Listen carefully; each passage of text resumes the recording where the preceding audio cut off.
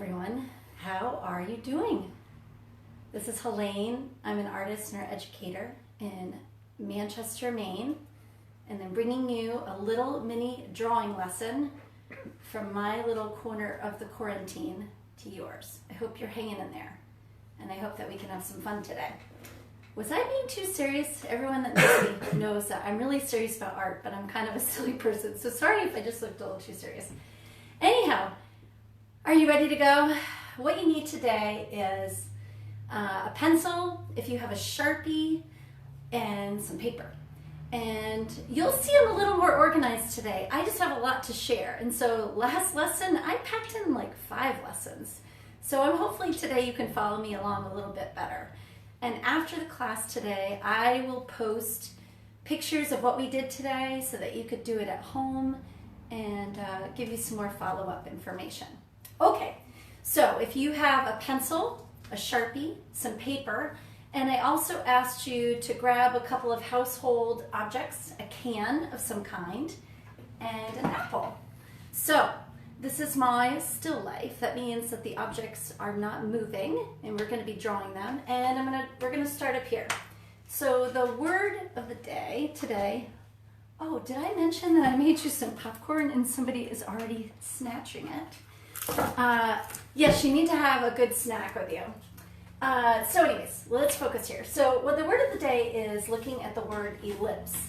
Ellipse is an art word, and it is referring to thinking about form and not shape. So our lesson today is thinking and seeing and drawing in 3D.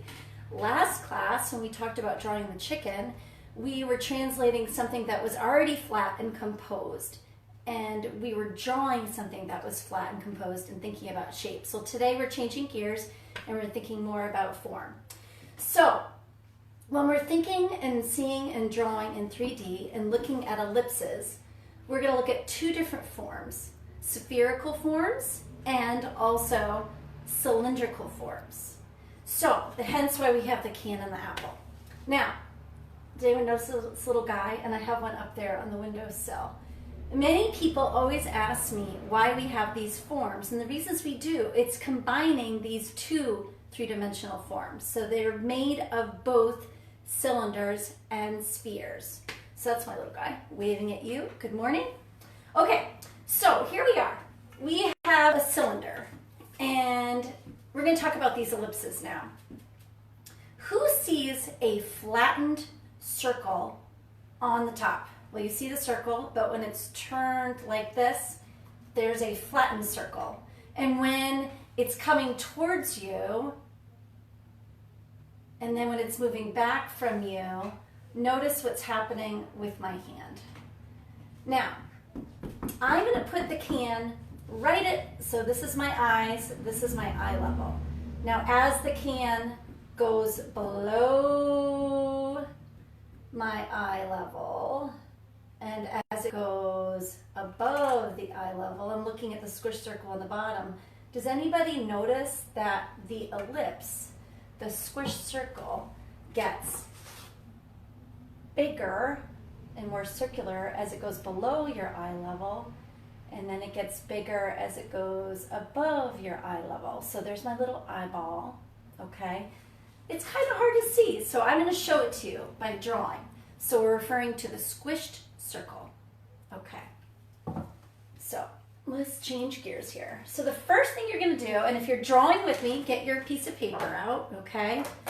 And I want you to be focused on the can. And what I want you to do is fill your page with ellipses, which are the squish circles. Now, it might feel just kind of weird just to practice drawing a circle. And here's the thing.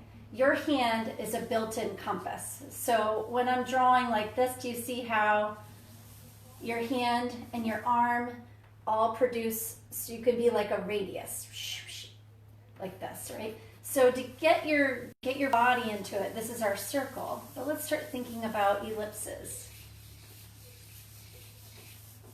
And you can fill the page. Yes, it's scribbling. Okay, so you could practice making some ellipses that are really skinny, that suggest the can is right at my eye level, or you could practice each time getting your can wider and wider and wider, so it's all the way, or go the other way. Make it wider this page. So when you start getting your hand comfortable drawing these ellipses, you could start thinking about how are you going to apply them. So fill a page with your ellipses. Then the next thing you're going to do is apply ellipses to your household objects. So you have the can, and I want to know, does anybody know it's sitting on the stool? Is this above, at or below my eye level? Is anyone responding? Are you out there? It is below my eye level, because here's my eyes. So it is below my eye level. That means the ellipse on the top of the can is going to be more open. So what you want to do first is apply your ellipses to your three-dimensional objects. And I'm going to be looking at my can, and I'm going to create a scribbled drawing. I'm barely even looking at my paper of my can. Now, it's okay if you want to start. I know it's gratifying. We all want to do this kind of thing like this. But what I want you to do is I want you to get the feeling this can, well, it's important. We need it. And it has mass and it's volume and it takes up space. So scribble draw your ellipses, and you could think about changing your direction of your marks, and that helps. And then slowly, and do another one. This time, concentrate more on really looking. My hand is drying up. And if you're with me right now, you'll notice my Sharpie is also drying up. And then we can start to put this is one fat can. This is what happens when you draw under pressure.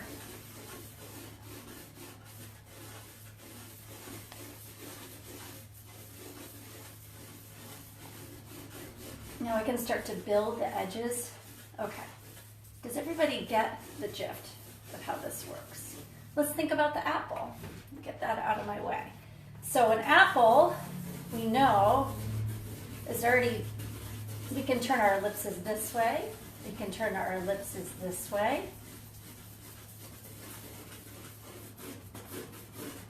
And this is, in fact, what they call scribbled line drawing or a gesture drawing.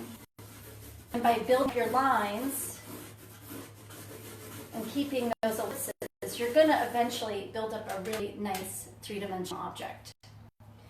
Okay, so your practice is you are to be thinking, I'm just doing a little review, and then I'm going to talk a little bit more, and I don't want to make this too long. So, okay, I want you to think about the word ellipse. I want you to think and see and draw in 3D by these two forms. I want you to practice getting your hand used to making those strokes. I want you to fill a page with ellipses or drawing circles, but I want you to be thinking 3D. It's like your hand is in front of the form and then it's going behind. It's as if the can was transparent in a sense. Then I want you to start thinking about drawing household objects. If you get very sophisticated, you could start to draw objects on top of each other. You could start noticing that everything in your house, including your bowl of popcorn, is a cylinder. So you'll start to see all sorts of relationships between shapes. Now, I have a couple tips for you and your family as you draw together. And one is be encouraging. It doesn't help anybody to be negative. So a lot of people don't really understand, how do you talk to each other about drawing? It's better if you say something specific, like, I really love how you're noticing this. And rather than saying, that really looks like that apple, because we're really focused on process. And if you get too caught up with things looking realistic, you kind of, children in particular, get more nervous about what people think of what other people are thinking about their drawing. So it's better to be focused on process and to be very encouraging. Draw anything, because anything is going to teach you. What we want to do here is connecting your eyes and your hands. Give yourself permission to make lots of mistakes and stay focused on process.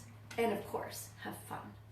So I wanted to share with you just a couple of things. One was a number of years ago, I would say maybe 15 years ago, we traveled through France, and I was so fortunate to go to the Musée d'Orsay in Paris, and I got to see my most favorite artist in person, Van Gogh.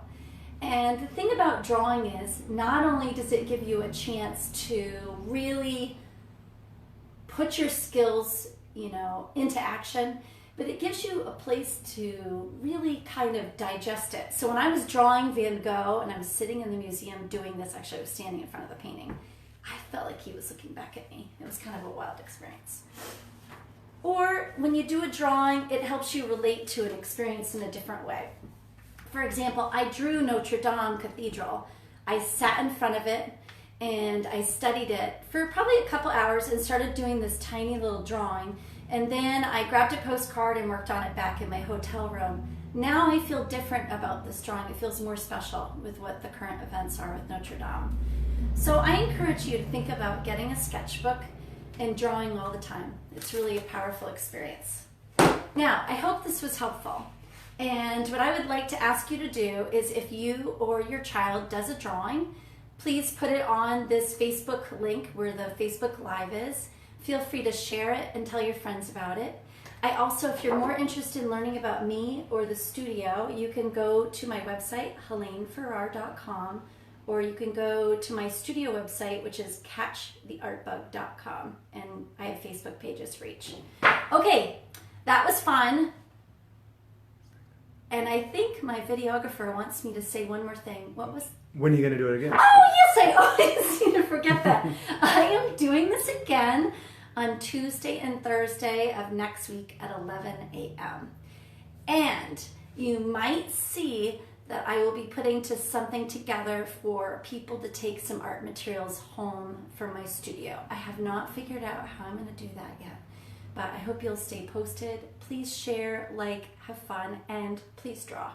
It'll help us get through this all together. Thanks.